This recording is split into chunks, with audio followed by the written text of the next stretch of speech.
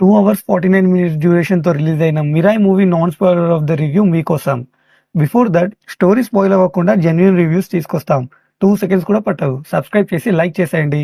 Now coming to the story. Ashoka చక్రవర్తి తనకున్న అతీత శక్తులని 9 రకాలుగా విభాగం చేసి 9 బుక్స్‌లో స్టోర్ చేస్తారు. ఆ 9 బుక్స్‌ని హండ్రెడ్స్ ఆఫ్ ఇయర్స్ నుండి కొన్ని గ్రూప్స్ కాపాడుతూ ఉంటాయి. ఎవరైతే ఆ 9 బుక్స్‌లో ఉండే పవర్స్‌ని తీసుకుంటారో వాళ్ళకి చావనేది ఉండదు. సో మంచు మనోజ్ గారు తన స్వార్థానికి ఆల్మోస్ట్ 8 బుక్స్‌లో ఉండే పవర్‌ని తీసుకుంటారు. బట్ ఫైనల్ బుక్ కోసం హీరో తేజతో క్లాష్ అవుతుంది. కానీ మంచు మనోజ్ గారితో ఫైట్ చేయాలి అంటే తేజకి మిరాయ్ అనే ఒక స్టిక్ కావాలి. ఆ స్టిక్‌కి కొన్ని మ్యాజికల్ పవర్స్ ఉంటాయి. బికాస్ అది త్రేతాయుగం నాటి ఆయుధం. సో తేజ ఆ స్టిక్‌ని ఎలా సంపాదించాడు? మనోజ్ 9థ్ బుక్‌లో ఉండే పవర్స్‌ని ఓన్ చేసుకోగలిగాడా లేదా? అనేది ఆ తర్వాత rest of the movie. Movie చూసాక నా ఒపీనియన్ పర్లేదండి. ఓకే. మూవీ స్టార్టింగ్ మిస్ అవ్వొద్దు. స్టోరీ ఎస్టాబ్లిషన్ అంతా అప్పుడే జరుగుతుంది. ఆఫ్టర్ దట్ తేజ ఎంటర్ అయ్యాక కామెడీ ట్రాక్ టచ్ చేస్తూ అలా వెళ్ళిపోతుంది.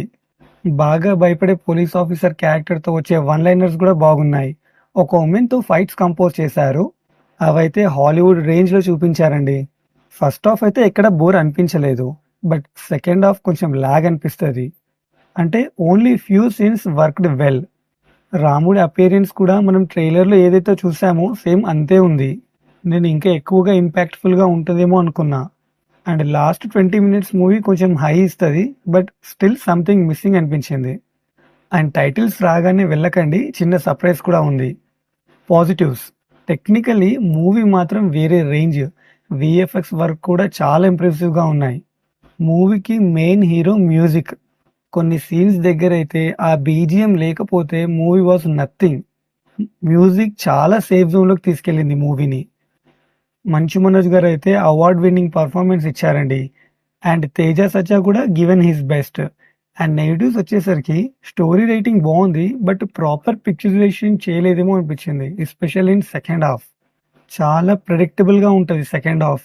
పోనీ ఎంగేజింగ్‌గా వెళ్తుందా అంటే as I said few scenes was good అంతే. శ్రీరాముడి షార్ట్స్ కూడా చాలా తక్కువ ఉన్నాయి. నేను ఇంకా ఉంటాయేమో అని ఎక్స్‌పెక్ట్ చేశా.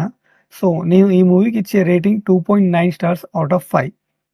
సబ్స్క్రైబ్ చేసి లైక్ చేసేయండి. Thank you for watching.